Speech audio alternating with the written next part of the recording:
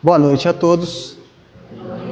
Que a paz do Mestre Jesus esteja em nossos corações e nossas mentes hoje e sempre. Queridos irmãos, hoje eu os convido a fazermos uma reflexão sobre esse tema muito importante da reencarnação. E nós poderíamos fazer essa reflexão sobre vários aspectos. Mas hoje eu gostaria de levar a nossa reflexão mais para aquilo que nós precisamos fazer nessa encarnação que nós estamos vivendo. Então, vamos tentar fazer com que possamos trazer para esse momento aquilo que aqui nós estamos tentando desenvolver nessa grande oportunidade evolutiva. Vicente orientou de forma perfeita que Deus nos impõe a encarnação. Então não tem essa de querer encarnar, de não querer encarnar, não. O processo evolutivo nos impõe o ciclo corporal. Encarna, desencarna, por uma única razão, evoluir e assim por diante. Muito bem. Aí a gente encarna então com objetivos. E hoje, qual é o objetivo de todos nós nesse momento da nossa vida? Provavelmente ser feliz. Queremos ser felizes. Eu quero viver para ser feliz. Só que a felicidade, ela tem várias faces. Cada um de nós tem um entendimento da felicidade. E está tudo bem, não tem problema. Vivemos uma diversidade de personalidades e então cada um tem a forma de entender o que é ser feliz, como é ser feliz. Mas aí a gente olha para o mundo de hoje. Você assiste jornais, internet e tudo mais, e a gente fica até meio desanimado com a felicidade. Um mundo violento, um mundo mau, um mundo onde as diferenças cada vez se apresentam mais, muito sofrimento, e a gente pensa, será que é possível ser feliz nesse mundo? E aí a gente pergunta, mas por que é tão difícil ser feliz nesse mundo? Nesse exato momento em que nós estamos encarnados. Porque o que nos interessa é agora, esse exato momento em que nós estamos vivendo. Ora, a espiritualidade superior nos fala que todo esse sofrimento que o planeta inteiro vive, inclusive nós, quer dizer que não é um problema de Goiânia, de Goiás, do Brasil, não, é um problema planetário, advém do quê? De consequências de um materialismo que todos nós estamos cultivando há séculos. Encarnamos, desencarnamos, encarnamos, desencarnamos, sempre cultivando o quê? A ideia que a felicidade está na matéria. O carro, a casa, o outro que eu posso ter, um bem pessoal, um poder e assim por diante. E isso, evidentemente, vai gerando um sofrimento social, moral, emocional, por causa dessas escolhas equivocadas, que encarnação atrás de encarnação nós vamos repetindo essas posturas. Muito bem. Então, nós precisamos buscar o quê? Esperanças e consolações para tentar viver uma vida melhor, para tentar, quem sabe, buscar uma felicidade, mesmo que distante, mas que a gente possa ter a esperança de encontrar essa felicidade. Muito bem. E aí, nós espíritas, muitas vezes somos questionados se o inferno e o diabo existem. Ora, a doutrina espírita, ela nos deixa muito claro que nem o inferno e nem o céu existem como um lugar geográfico, um lugar que você vai para lá, um lugar que tem endereço, rua, número, quadra, lote, cidade e assim por diante. Para o espiritismo e para a espiritualidade superior, tanto o céu quanto o inferno é um estado da alma. Se eu vivo nesse momento a minha consciência tranquila, se eu vivo a minha capacidade de ter as minhas responsabilidades cumpridas, que eu estou fazendo o melhor que eu posso fazer, eu vivo um estado da alma do céu. Em paz, em harmonia, em equilíbrio. Mas, se eu vivo processos profundos de dor, de culpa, de arrependimento, de maldade, eu vivo um estado da alma do inferno. Então, céu e inferno é uma relatividade que cada um de nós pode estar vivendo ou não em decorrência daquilo que nós estamos plantando na nossa vida. Mas e o diabo? Existe o diabo? O Espiritismo fala que sim. E quem é o diabo? Seguinte, o Espiritismo é qualquer um de nós que provoca o mal na vida do outro. O diabo é qualquer um de nós que faz o outro sofrer. E é muito interessante porque quando nós desprezamos a nossa bondade, a nossa felicidade, nós nos tornamos elementos do mal. E fazemos o quê? Transformamos o nosso psiquismo em um verdadeiro inferno. E infernizamos todos aqueles que estão ao nosso lado. Aí começa a infelicidade. Exatamente o oposto daquilo que nós estamos buscando na encarnação. Olha que interessante. Muito bem. E aí, a gente pensa, mas será que o Espiritismo tem uma receita para a felicidade? Tem. Olha que interessante. Quem é o dono dessa receita? Allan Kardec. O que o Allan Kardec falava com relação à felicidade? Ele falava assim, a felicidade está na razão direta do progresso moral e intelectual realizado na encarnação. Vou repetir. A felicidade está na razão direta do progresso moral e intelectual realizado na encarnação. Olha que interessante. O que isso significa? Significa que nós, de forma equivocada, acreditamos que a felicidade é algo decorrente daquilo que nós estamos vivendo. Acreditamos de forma equivocada que a nossa felicidade está em passar no concurso, em casar com fulano, em ter a casa, em ter aquele carro, em ganhar na Mega Sena, sempre direcionado para esse processo material. Anexamos, vinculamos a nossa felicidade a um processo material. Só que esse processo é efêmero. E olha que interessante, nós vamos acreditando nisso de forma verdadeira.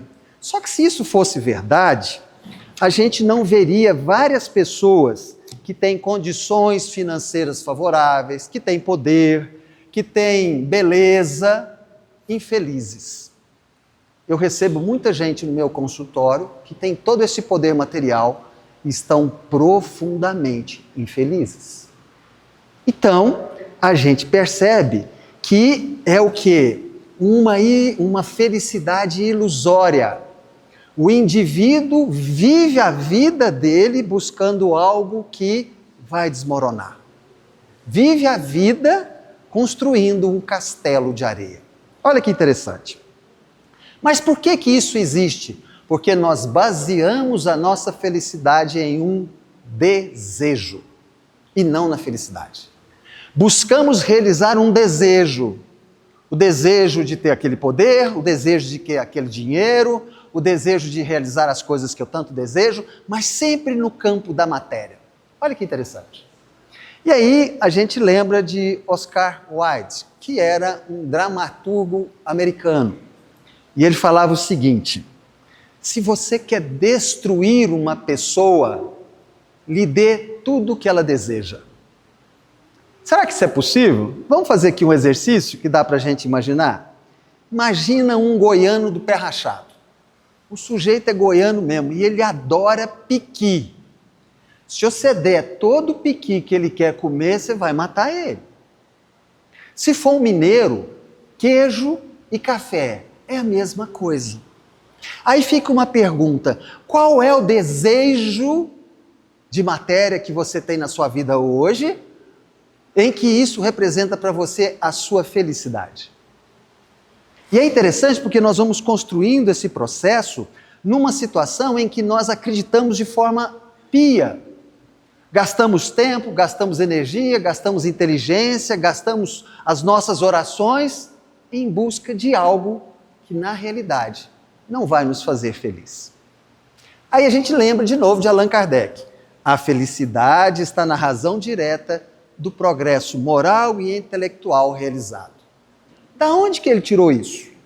Da onde que Allan Kardec imaginou que felicidade é isso? Olha que interessante. Da onde? Entrevistando mortos. Entrevistando mortos. Onde é que está isso? Lá no livro Céu e Inferno, lá no final do livro. Allan Kardec faz várias psicografias junto com o seu grupo de psicógrafos, em que ele ia entrevistando os espíritos. E aí começava mais ou menos desse jeito. Ele perguntava: você está vivo ou você está morto? Aí o espírito respondia: estou morto. Você é um morto feliz ou um morto infeliz? Eu sou um morto infeliz. Aliás, a maioria esmagadora de que ele entrevistou eram de mortos infelizes. Olha que interessante. E aí, o que ele entendeu?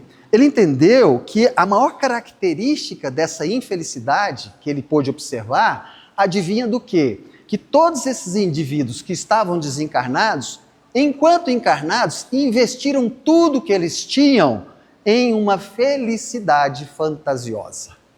Em uma felicidade que ele não levaria. Em um poder, em um dinheiro, em uma beleza, ou seja o que for, mas que ele não poderia levar. E ele reparou duas razões maiores para esse sofrimento dos mortos infelizes. Qual? A primeira razão qual era? Uma felicidade baseada no sofrimento do outro.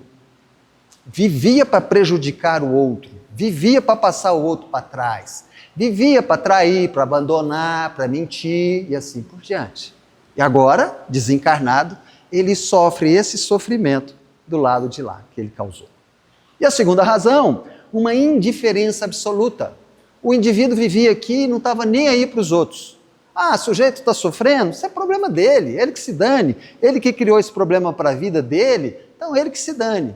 E a mesma indiferença que ele vivia enquanto encarnado, ele sente do lado de lá, porque ele fica ávido por uma oração de alguém que aqui está, mas ninguém lembra dele pedindo misericórdia para onde ele estiver. Então, o mesmo isolamento que ele tinha com as pessoas enquanto encarnados, ele vive desencarnado. E por que isso acontece? Por uma razão muito simples. Porque a única coisa que difere do que vivemos hoje aqui, quando nós desencarnamos, é só esse corpo físico. O resto é a mesma coisa. Se desencarnarmos hoje, os mesmos amores e os mesmos ódios que nós temos, nós vamos levar. Olha que interessante. Se você vive hoje um profundo processo de depressão e você desencarna, como é que você vai chegar do lado de lá? Depressivo. E dependendo do padrão dessa depressão e evidentemente da causa, porque a depressão é uma consequência de algo, você às vezes vai ter que reencarnar, trazendo aquela depressão de volta, para poder depurar aquele equívoco moral aqui na Terra. Olha que interessante. Mas Allan Kardec também entrevistou mortos felizes, pouquíssimos, mas entrevistou. E qual era a característica desses mortos felizes? Todos eles tiveram um projeto de vida em que eles priorizaram a sua qualificação moral e intelectual. É claro que o Espiritismo não está falando aqui contra a questão da naturalidade e da importância de desenvolvermos as nossas necessidades materiais, óbvio. Precisamos construir, uma vida tranquila, equilibrada, uma boa qualidade de vida, de moradia, de transporte, alimentação e assim por diante. Mas a questão é, qual é o tamanho da importância que nós estamos dando disso na nossa vida hoje? Olha que interessante. Aí a gente pensa assim, então, qual é a conclusão? A conclusão é que se você quer ter felicidade, você desenvolve as suas virtudes morais. Portanto, toda mazela moral que você alimenta, ódio, rancor, egoísmo, orgulho, vaidade, todos esses processos nos trazem sofrimento. Olha que interessante. Muito bem, então todos esses processos nos trazem sofrimento. Então, será que as nossas mazelas morais realmente nos trazem sofrimentos? Será que isso é verdade? Vamos fazer um rápido raciocínio aqui com vocês, que o nosso tempo é curto. Vamos pegar a mazela moral da ingratidão. o sujeito que é ingrato. Será que alguém aqui nesse salão já conseguiu agradar um ingrato? Eu duvido. Por quê? O ingrato é aquele indivíduo que só valoriza o que ele não recebeu. Você faz por ele, mas sempre ele vai olhar aquilo que você não pôde fazer ou que você deixou de fazer. Então, o prazer dele é colocar defeito. O prazer dele é sentir falta das coisas. E aí a gente pensa assim, qual é a possibilidade do indivíduo desse ser feliz? Nenhuma. Nenhuma. Porque você pega um ingrato e você pode colocar ele junto com os anjos. Ele vai falar que a paciência dos anjos é insuportável. Você coloca ele no paraíso, ele vai falar que aquilo lá não tem condições e uma semana ele deprime. Ou seja, o que acontece? O problema está onde? Nele. Em qualquer lugar que você colocar um ingrato, ele não vai conseguir ser feliz. Percebe? Então, a gente começa a acreditar que o que Allan Kardec falou é verdade.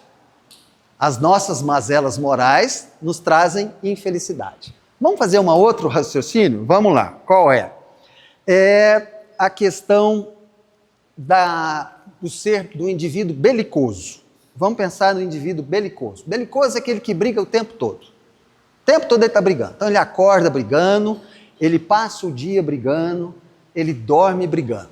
Tudo é razão para ele brigar. Tudo é razão para ele brigar. Então o negócio dele é discutir o tempo todo. Então você chega para ele e fala assim, nossa, que dia bonito. Não, mas está muito quente. Nossa, mas que palestra boa. Não, mas foi muito curta. Nossa, mas que almoço gostoso. Não, mas demorou demais para servir. Ele sempre tem que reclamar, ele sempre tem que brigar, ele sempre tem que discutir. Aí você leva ele para uma festa da família, Natal, Ano Novo, daqui uns dias, todo mundo se confraternizando, todo mundo feliz, né? Todo mundo alegre e tudo mais. Ele chega lá, o que ele faz? Provoca briga, cisânia, discussão. Por quê? Porque o que alimenta ele é o conflito. O que alimenta ele é a infelicidade dos outros, que é a mesma que ele carrega com ele. Aí eu pergunto para vocês, um indivíduo desse pode ser feliz? Não. Para qualquer lugar que você levar ele, ele vai levar a infelicidade. E ele quer que você seja infeliz igualzinho a como ele é. Qual será a mazela moral que nós estamos alimentando que está nos fazendo infeliz? Olha que interessante. Aí a gente lembra o que o Vicente falou aqui. Deus é soberanamente justo e bom. Deus é bom o tempo todo. Então Deus não ajuda essas pessoas a se modificarem? Não dá para Deus ajudar essas pessoas a diminuir essas mazelas, esses erros morais? Como é que a gente acha a resposta dela? A resposta é não. Mas por que, Luiz? Você vai ali na biblioteca, lá tem um monte de livros da literatura psicográfica. E num monte deles, nos conta umas cenas muito interessantes. Espíritos de luz contando qual era o maior problema que eles têm quando eles vão resgatar espíritos nos mundos umbrais, umbralinos, nas regiões de maior sofrimento. Existe um problema que é incrível, que eles vivem e que é o maior problema quando eles vão fazer esse tipo de trabalho. Então, eles vão lá para as regiões umbralinas, onde o sofrimento é imenso, chega lá para resgatar o indivíduo que está sofrendo. Qual é o maior problema que eles têm? O sujeito não quer ser resgatado. O quê? Como assim? O cara está sofrendo desse tanto e não quer ser resgatado? E o que eles fazem? Eles têm que respeitar o livre-arbítrio. Então eles não resgatam. Vamos entender melhor essa situação? Eu vou contar uma historinha para vocês que a gente vai entender essa situação. Muito bem. O sujeito está na estrada, dirigindo, e a hora que ele olha no painel do carro, ele vê que o combustível está acabando. Ele olha do lado, tem um posto de gasolina, ele para. Para na bomba e pede o frentista para encher o tanque. E fala para o frentista, olha, eu vou ali comer um lanche, tomar um lanche, vou ao banheiro rapidinho, já volto e pago. Beleza. E a hora que ele vai saindo, ele olha do lado e vê um cachorro uivando. Au, au. Ele vê aqui e fala, que estranho esse cachorro uivando, mas ele não fala nada. E aí ele vai lá, toma o lanche dele, vai ao banheiro, volta, o tanque já está cheio, ele paga para o frentista. A hora que ele vai saindo, que ele olha de lado, o cachorro continua uivando. Aí ele volta para o frentista e fala assim, me fala uma coisa, me mata uma curiosidade. Pois não, por que esse cachorro está uivando? Aí o frentista responde para ele, porque ele está sentado num prego. Aí ele pergunta, bom, se ele está sentado no prego, então por que ele não levanta? Aí o frentista responde, porque a dor é suficiente pelo uivar, mas não é suficiente pelo levantar. Reclamamos do nosso sofrimento, mas não mudamos aquilo que nos faz sofrer. A minha vida é um inferno, porque todo mundo briga comigo. Eu não aguento, mas o sujeito não para de brigar. O que te faz sofrer? O que você está alimentando na sua vida que te faz sofrer e você não quer largar? Percebe? Então nós estamos chegando num ponto em que nós precisamos decidir o que nós queremos. Por quê? Porque felicidade é construído. Felicidade não cai do céu. Não existe milagre, não existe Deus de milagre. Ô Luiz, como assim? A gente já viu tanta coisa acontecer? Pois é. Por quê? Porque o Deus de milagre, você cruza os braços e fica esperando cair no seu colo o milagre que você quer. Existe um Deus de dádiva. Aí existe. E qual é o Deus de dádiva? Faça da tua parte que da minha te ajudarei. Você está fazendo a sua parte para ser feliz? O que você está construindo na sua vida todos os dias, com seus pensamentos, palavras e ações, que realmente está trazendo a felicidade, a paz, a harmonia, o equilíbrio, a saúde física, espiritual e mental para a sua vida? E reclamamos. Reclamamos. A culpa é do marido, a culpa é da esposa, a culpa é do patrão, a culpa é do presidente da república. E você? O que será que você está fazendo nessa encarnação? E você está aqui para isso. E você está aqui para isso. E é impressionante, meus queridos irmãos, como nós construímos processos de sofrimento na nossa vida, por uma imaturidade emocional. Vocês querem ver? Olha que interessante. A espiritualidade superior nos fala que Deus nos impõe a encarnação, como foi muito bem lido. Ou seja, não tem jeito, temos que encarnar. E aí, segundo a espiritualidade superior, ocorre o quê? Nós vamos trabalhando esse processo de uma forma em que nós vamos criando condições para a nossa vida corporal. O que é a condição da vida corporal? Encarna, desencarna. Encarna, desencarna. Para que isso? Porque no nível evolutivo em que nós estamos, é o que nos faz evoluir. Correto? Correto. Queiramos ou não, concordemos ou não, gostemos ou não, vamos desencarnar e vamos encarnar. E aí a espiritualidade superior fala para nós que nesse processo tem 4 vicissitudes. O que é vicissitudes? Sofrimentos desnecessários. Olha só que interessante. E por que são sofrimentos desnecessários? Porque são algo que nós vamos viver, mas que a gente ainda não entendeu, que tem que aprender a passar. Qual o primeiro? Vou contar um segredo aqui, ninguém conta para ninguém. Todo mundo que está aqui vai morrer. Não vai sobrar um. Alguém tem dúvida? A gente espera que seja daqui uns 50 anos, mas vai morrer. Aí o que a gente fica? Meu Deus, eu vou morrer. Como é que será que vai ser minha morte? Que dia que eu vou morrer? Será que eu vou sofrer para morrer? Será que não for? Ou seja, a gente sofre porque vai morrer, porque todo mundo sabe que vai morrer. Primeira vicissitude. Segunda vicissitude. Além de vocês todos aqui, tem um monte de desencarnado aqui do nosso lado. E por que eles sofrem? Porque eles pensam assim, nossa, eu vou ter que reencarnar. Não tem jeito. E a hora que eu reencarnar, eu vou fazer meu planejamento reencarnatório, aí eu vou ter que casar com fulano, eu vou ser filho de ciclano, eu vou ter o filho tal, eu vou viver aquilo. Meu Deus do céu. E ele sofre porque ele vai encarnar. Então nós estamos sofrendo porque vamos desencarnar. E ele sofre porque vai encarnar. Olha só. 2 vicissitudes. Terceira vicissitude. Do processo evolutivo nosso, quando você vive uma encarnação, em algum momento dessa encarnação você vai adoecer. Não existe, nunca existiu alguém numa vida que nunca adoeceu. E por quê? Porque a doença, o processo patológico é um processo didático.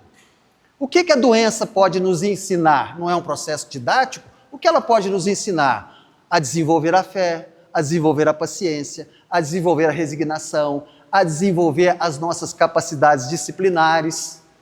Então, se a gente olha para a nossa doença, para o nosso estado patológico, é uma escola. Mas como a gente fica quando adoece? Rebelde, vítima, injustiçado. Deus esqueceu de mim. Quando é que isso vai acabar? Precisa desse sofrimento? Não. Quarta vicissitude, você vai envelhecer. Todos nós vamos envelhecer. Meu Deus, eu vou envelhecer, vai cair o cabelo da minha cabeça, eu vou ter ruga. É óbvio que isso vai acontecer com todo mundo. Todos os instantes nós estamos envelhecendo por uma simples razão, lei cósmica da impermanência, tudo muda o tempo todo. Então nós vamos envelhecer. É do processo com relação à nossa vida corporal. O que nós precisamos saber? Tentar buscar uma boa velhice. Como é que eu encontro uma boa velhice? Tendo bons hábitos, boa alimentação, bom sono, boas práticas mentais, uma religiosidade. Mas o que a gente faz? Enfia o pé na jaca. É vício, é exagero. E aí, a hora que chega na velhice, a gente vê que cobra a conta. Percebem, meus queridos irmãos?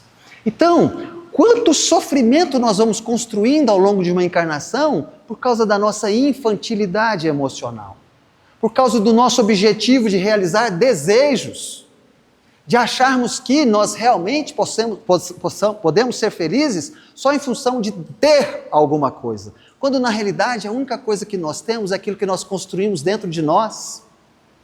Essa é a grande pergunta que tem que ser feita. O que você está fazendo hoje, nesse momento, para se tornar uma pessoa, um ser humano melhor, em termos de qualidade moral? Qual é o seu padrão de paciência, de pacificação, de indulgência, de perdão? Percebe? E é uma escolha. É uma escolha. Ninguém coloca um revólver na nossa cabeça e fala, você vai amar ou você vai odiar. É a gente que escolhe. Ninguém põe um revólver na nossa cabeça e fala, ou você perdoa ou você vinga. É uma escolha nossa. E não tem jeito de não escolher. Porque a hora que você fala, eu não vou escolher, você acabou de escolher não escolher. Então o que nós temos que aprender? A escolher. Porque as nossas escolhas trarão consequências para a nossa vida. E essas consequências nos farão seres felizes ou infelizes. Encarnados ou desencarnados. E aí a gente percebe o quanto que nós temos esse poder na nossa vida. A pergunta é, o que está faltando para nós despertarmos? O que está faltando para a gente levantar do prego? Porque a gente reclama das nossas dores. Mas o que será que vai ter que acontecer na nossa vida para a gente falar, chega, não quero mais esse sofrimento? Porque se a gente for alimentando esse processo, ele vai se avolumando. Se você fizer as coisas sempre do mesmo jeito, o resultado sempre será o mesmo. E a responsabilidade é da esposa, do marido, do presidente da República? Não, é sua. É sua. E a sua encarnação está passando. Estamos chegando no final do ano. É isso? Esse ano é a última palestra que eu faço nessa casa esse ano. Coração partido, mas é. Por quê? Porque o ano voou. A sua encarnação voou. E você está esperando o quê? Percebe? Isso é maturidade. Nós precisamos entender que maturidade não vem com idade. Ah, Luiz, como assim? Não. Eu vou ficando mais velho, eu vou aprendendo. Não vai, não. Eu canso de ver isso dentro do consultório. Indivíduos de 40, 50, 60, 70 anos, profundamente imaturos emocionalmente. Ao passo que você vê indivíduos de 20, 30 anos maduros. Então, maturidade não vem com a idade, isso é mentira. Maturidade é uma escolha. Você está escolhendo ser maduro? Porque ser maduro emocionalmente é você trazer para você essa responsabilidade daquilo que você veio fazer aqui nessa encarnação. A gente acha que a gente encarna para ser pai, para ser mãe, para ser filho, para ter uma profissão, para ser médium. Não, não. Isso tudo são só ferramentas para a gente fazer a coisa mais importante que nós temos que fazer. O quê? Evoluir moralmente. É o progresso moral e intelectual que Allan Kardec nos deu como receita da felicidade. A pergunta que não quer calar. Você está buscando o seu progresso espiritual, moral e intelectual? Porque senão a infelicidade que você vai viver é sua, bem como a felicidade que você vai construir é sua. Ninguém pode fazer isso por nós. É um processo individual, é um processo único, é um processo particular. E aí, cada um usa o seu livre-arbítrio para tentar efetivamente escolher o que quer para o seu futuro. E o seu futuro começa exatamente agora. Reflitamos. Muitíssimo obrigado pela presença, pela atenção de todos vocês. Que Jesus nos abençoe hoje e sempre. Muito obrigado e até a próxima. Muito obrigado.